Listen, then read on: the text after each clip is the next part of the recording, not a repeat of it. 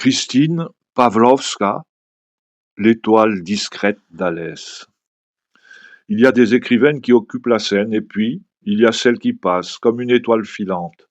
Christine Pawłowska était de celles-là. Elle vivait à Alès. En 1974, elle publie Écarlate, un court roman, à peine une centaine de pages, mais d'une intensité rare.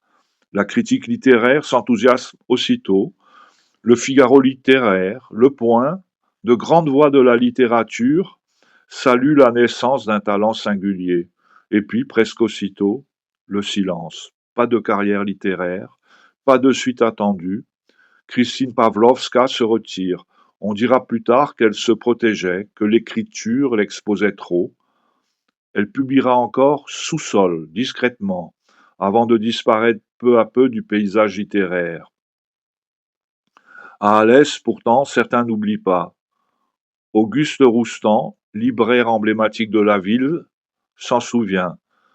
Christine Pawłowska était une cliente discrète de sa librairie, fréquentée par tous les amoureux des livres. Il raconte qu'il a rarement engagé la conversation avec elle, mais il ajoute ces mots, simples et forts. Les rares fois où cela m'est arrivé, je savais que je parlais à un écrivain hors du commun. Après la mort de Christine Pawłowska en 1996, Auguste Roustan confiera le choc qu'il a ressenti en relisant Écarlate. Il évoquera aussi l'insistance de Simone Gallimard, qui pressait l'écrivaine d'envoyer un nouveau manuscrit qui ne viendra jamais. Des années plus tard, le journaliste Pierre Boisson tombera à son tour sur Écarlate.